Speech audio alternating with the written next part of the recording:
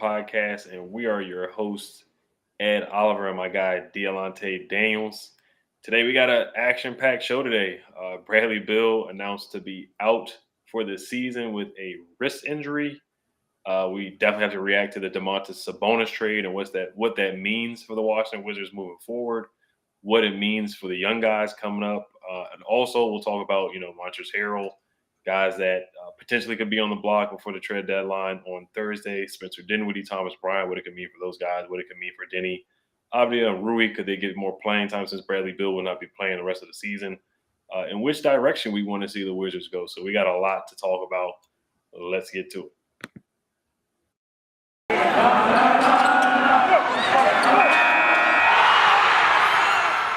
You are Locked On Wizards, your daily Washington Wizards podcast, part of the Locked On Podcast Network. Your team every day.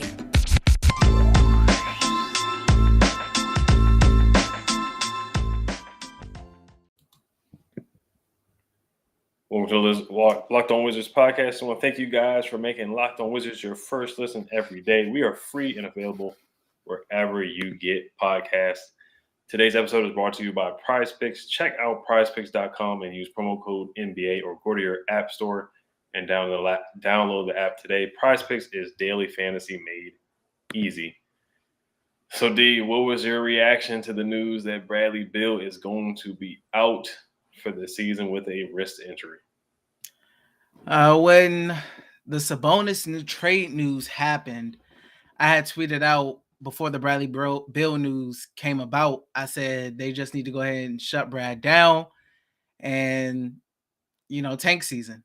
And then the news came out that he's going to have the season-ending surgery on his wrist. And I'm not surprised by it at all. I mean, this season, like I said, the team was cooked. I've been saying it. The team is cooked. There's no hope for them. This season has been really bad. I won't even call them playing contenders. They were one game out, but it's going to get even harder now to even make the playing game. So once the Sabonis deal didn't go down, I'm not surprised that they just said, all right, let's just pack it up for the season, shut Brad down. I just think the next moves is getting rid of some of these vets. Yeah, definitely. I was kind of getting that feeling too. Like you said, when Domantas Sabonis went off the board, Bradley Beal was shut it down for the season. And then there was reports that his agent was at the game last night. So I was like, either this means that, he's going to shut it down, or could they be asking for a trade? I was like, either one of the two most likely would happen. And then we got the news that, he'd be shutting it down for the rest of the year. So it's unfortunate. And then we got a quote from him saying, I look forward to coming back at 100% and continuing to lead this team as we work together to build towards our future.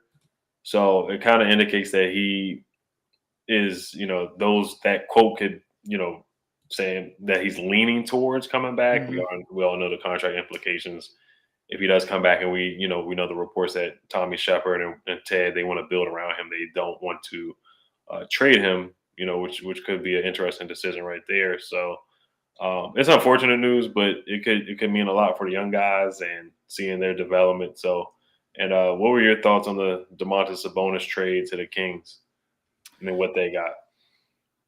When the Woj quote came out saying that he didn't feel like the Wizards really had enough assets, and you look at what they got Sabonis for, who the Pacers got Sabonis for, it's not surprising to say the Wizards didn't have the assets because, one, I was surprised they gave up Halliburton. I really like Halliburton.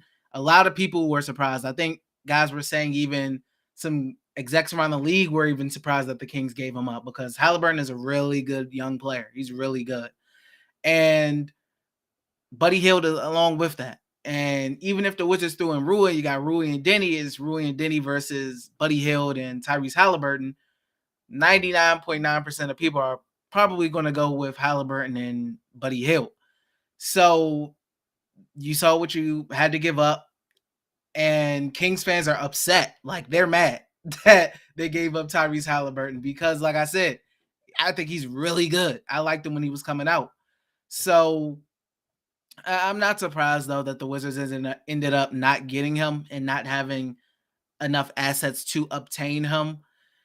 And I just hope, I was like, I'm hoping that they don't try to pivot to Jeremy Grant, but then we heard that Jeremy Grant and the Trailblazers were kind of thinking about, mixing it up.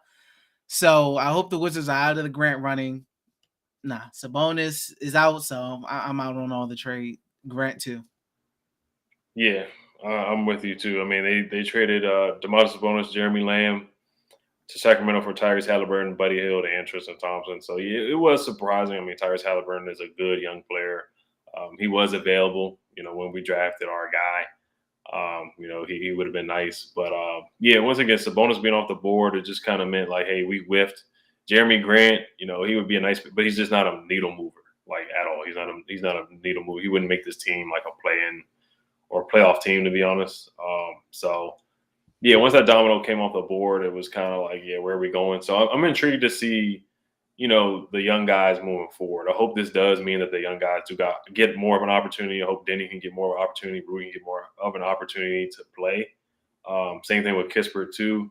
We really should go in evaluation mode. And honestly, Chase Hughes, he brought up a good point.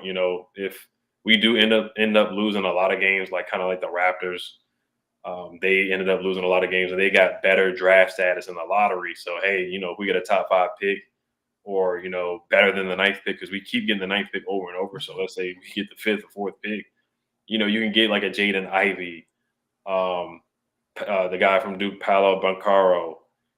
You can get some talented guys, or you might luck up and get the first pick of the draft, Jabari Smith. This is wishful thinking, but, if we get a top 5 pick, that could really push this rebuild or retool or whatever direction we're trying to go and just get talented players. So honestly, I'm not going to say it's a blessing in disguise that, we might lose some games, but it really could help our future. We just need more young assets. We need more young guys that can help this team. So, and it can help us evaluate young players. So, but before we do talk about, should the Wizards be buyers or sellers, one of the last days before the trade deadline, this episode is brought to you by Prize Picks. Are you looking for a daily fantasy option for the NBA? Then you need to try the award-winning app Prize Picks. Prize Picks is daily fantasy made easy. I love this, and we know you will too. It's easy to use. You pick 2 to 5 players and an over/under on their projections, and you can win up to 10 times on any entry. And it's just you versus the projected numbers. Entries can be made in 60 seconds or less. It's that easy. Prize Picks is safe and offers fast withdrawals. Use the award-winning app on both the App Store and Google Play. Prize Picks offers a variety of options. Prize Picks offers any prop you can think of, from points scored to rebounds and even steals.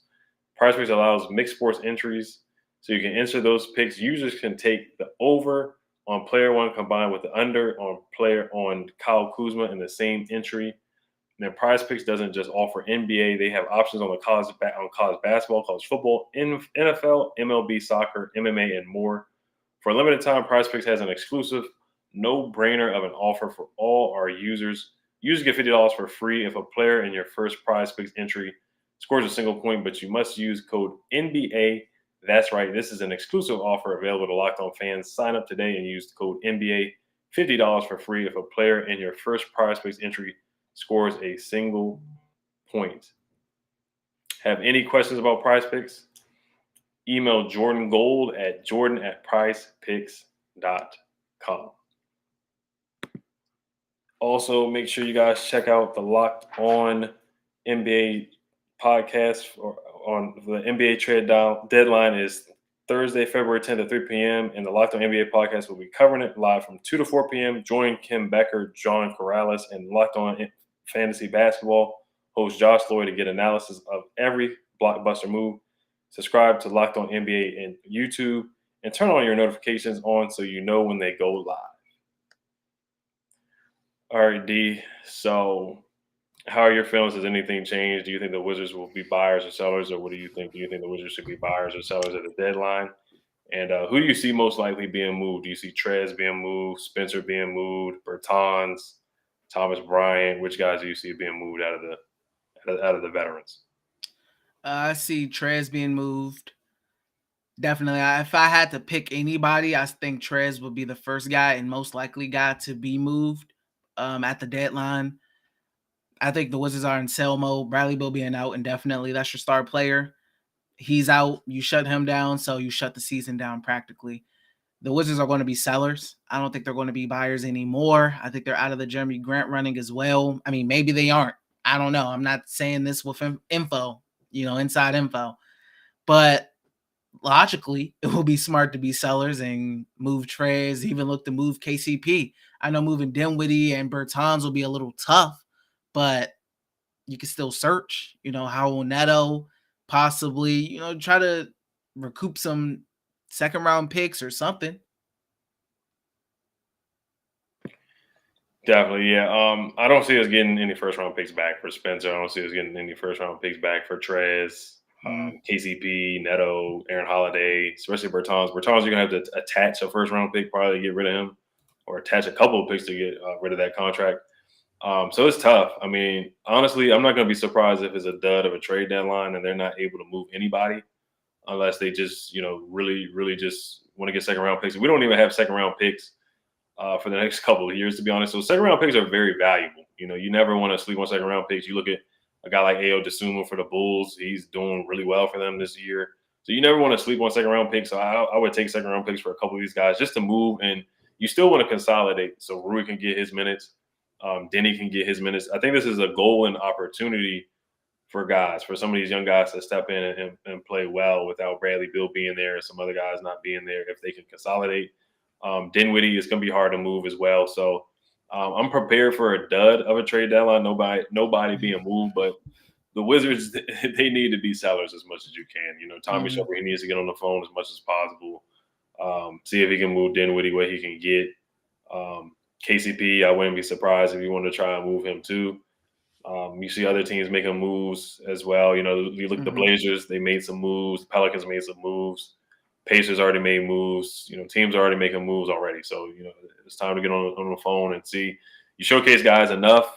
I don't think guys really showcase much, to be honest. You're losing by 30 points here and there. But I just think it's, hopefully we can move on and sell as much as we can. Yeah, I think you let the young guys play. And that's why I say the KCPs, Trez, move on from them. I understand the market may not be as robust for a Dinwiddie or Bertans, but Kispert, Kuzma, even though I wouldn't consider Kuzma one of the younger guys, and I don't know if the Wizards, how they feel about him as far as keeping him, etc. But Kispert, Avdia, Hachimura, you let those guys really do their thing. I wouldn't be mad at them getting 30 minutes a game, getting shots up, really trying to develop in game. I don't need to see at this point in the Wizards season, Dinwiddie putting up 17 shots, KCP putting up 15 shots. I don't want those two guys to become the main shot takers and guys who put up the most field goals in the game and playing 30-something minutes. I do not, in losses, I do not care. This time is for the younger guys to come out and grow their games, man. I'm all about Denny, Rui, and Corey Kispert really doing their thing, and Kuzma can be the leader of that pack. Yeah, I'm happy. Yeah, I think this is a great opportunity once again. And Gafford, let Gafford play. Let him get those fouls out of his system. Let him learn how to defend without fouling. Let him play with some fouls too. Let him learn how to do that too.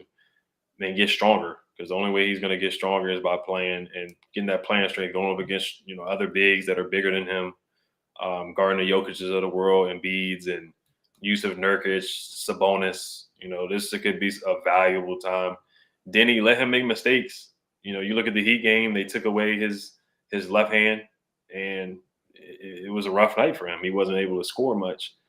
Kispert, he's been up and down shooting the ball, so let him go out there and get some threes up, some contested threes.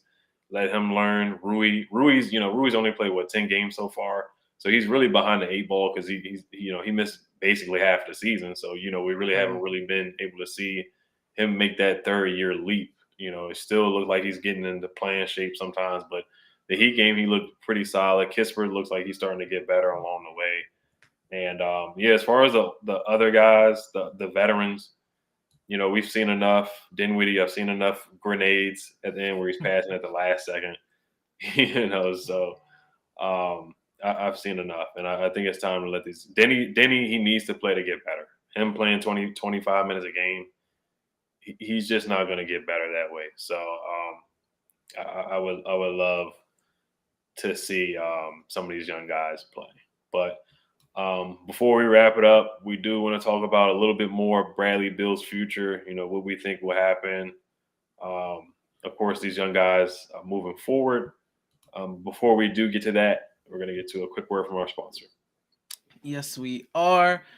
We have a message from our friends over at Built Bar. This is the time of year that I've pretty much given up on all of my New Year's resolutions, but not this year. I'm sticking to my resolution to eat right thanks to Built Bar. It almost feels like it's not really a resolution because I actually enjoy eating them.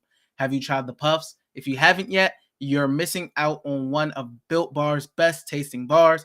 Puffs are the first ever protein-infused marshmallow. They're fluffy, they're marshmallowy. They're not just a protein bar. They're a treat, and they're covered in 100% real chocolate. Puffs are a fan favorite with some incredible flavors: yummy, cinnamony, churro, coconut marshmallow, banana cream pie. So good. These are going to be your new favorite. All Built Bars are covered in 100% real chocolate. Yes, Puffs included. 100% real chocolate. Low calorie, high protein. Replace your candy bars with these. They are better. A typical candy bar can be anywhere from 200 to 300 calories. Go to built.com and scroll down to the macros chart. You'll be blown away. High protein, low calories, high fiber, low carb. Most Built Bars contain 130 calories, 4 grams of sugar, 4 net carbs, and 17 grams of protein. Compare that to a candy bar, which usually has around 240 calories, 30 grams of sugar, and dozens of net carbs. Mint brownie, coconut almond, and new for this month, white chocolate cookies and cream. They are all delicious, and new flavors are coming out all the time. If they think a flavor might be good, they'll make it. It will be delicious, and it will be good for you. At Built Bar, they are all about the taste. They make it taste delicious first, then figure out how to make it healthy. And I don't know how, but they pull it off every time. The offer is go to built.com, use promo code LOCKED15, get 15% off your order. Use promo code LOCKED15 for 15% off at built.com.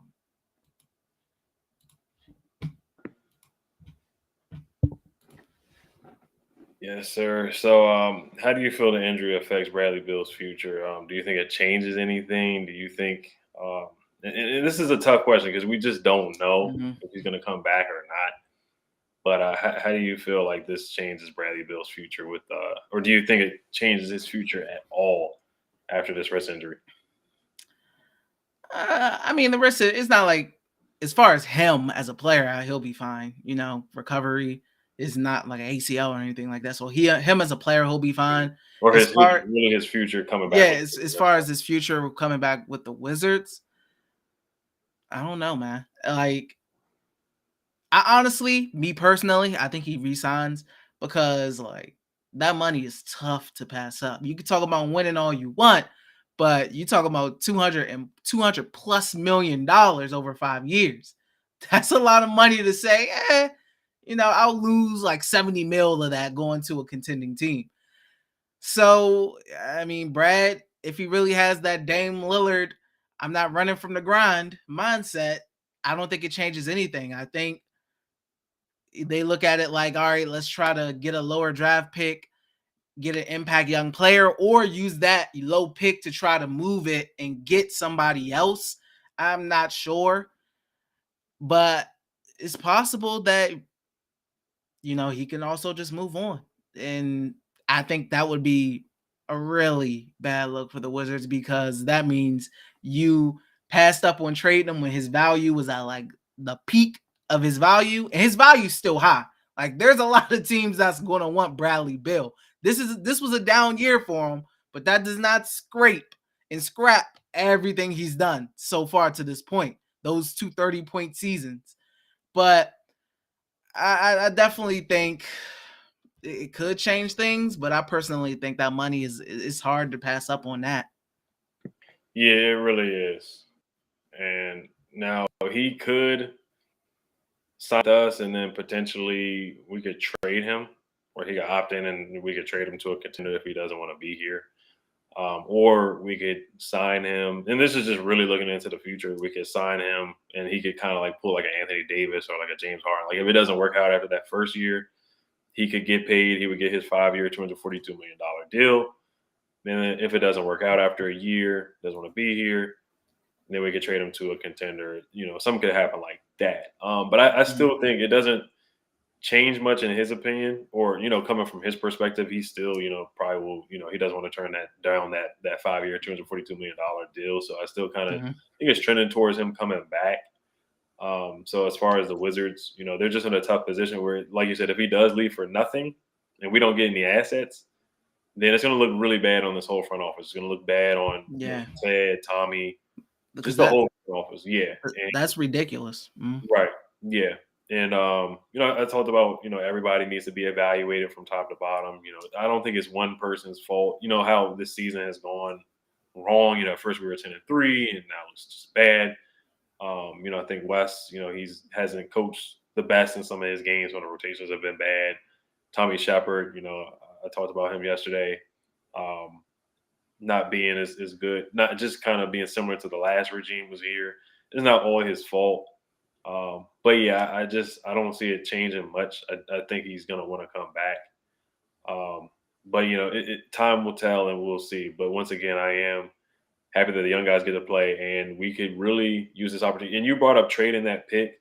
Like say if we are bad and we end up being a lottery team, we luck up, we get a top 5 pick and they might want to use that pick to trade it for a star. It has to be a legitimate star. It cannot be a mid-level guy. It can't be. Honestly, I feel like it has to be somebody better than Sabonis. Really, honestly, if you get a top like a cat or something like that, you know what I mean? Yeah, it has to be a Karl Anthony Towns. Maybe somebody on the level of a Kawhi Leonard. I don't think he wants to get traded. But it probably had to be somebody like that. Paul George, somebody really really good. Yeah, like at that level, in my opinion, it has to be an All NBA level kind of guy. Whoever could be available. But yeah, if we get a top 5 pick, that would be the best case scenario for the Washington Wizards. I feel like if they get a top 5 pick, I feel like they should use it to draft. I really like this draft. I really like Jaden Ivey. I really like Jabari Smith out of Auburn. So I really think it's a golden opportunity for the Wizards. I think it's a golden opportunity. It's not all doom and gloom for the Wizards. This injury happening. I think they can use this time. I keep saying it, to develop the young guys and use this pick. So I'm very intrigued to see what happens. Hopefully we can get some assets for some of these veterans that we showcased the past couple of days. Trade deadline is 3:00 on Thursday. I can't wait. Yeah, and I think the Wizards, they can look at some other teams, like the Warriors. Obviously, the Wizards are nowhere near the Warriors level, but they had some down years, and they ended up with Moses Moody and Kuminga, who look really good, and they got James Wiseman, who's hurt right now, not even playing. So they had some tanking years and got some really good young players, and now they got their squad back. But like I said, it's the Warriors. I'm not really comparing them. I'm just saying how you can keep your star and have a rebuilding year and get a really good pick. But the thing is, you got to hit on it. You got to hit on that pick. That's the thing that matters with it. So don't get it twisted, guys. I'm team blow it up still, but I'm just going on what the Wizards are going to do, which is not rebuild and try their hardest to bring Bill back. Yeah, the worst scenario is really good. Yeah, I'm basically on Team Sellers too, because I think it's time to turn the page. And we kind of seen this story for the past 10 years, how it's went. So, but yeah, I just want to thank you guys for listening today. Thanks for making Locked On Wizards your first listen every day. Now make your second listen Locked On Bets, your daily one-stop shop for all your gambling needs. Locked On Bets, hosted by your boy Q, with expert analysis and insight from Lee Sterling. It's free and available wherever you get your podcasts. Once again, I just want to make sure you guys subscribe to us on YouTube and hit the notification bell and subscribe to us on all platforms wherever you get a podcast. Thank you guys for watching and listening. Hail to the Wizards. Peace. Peace.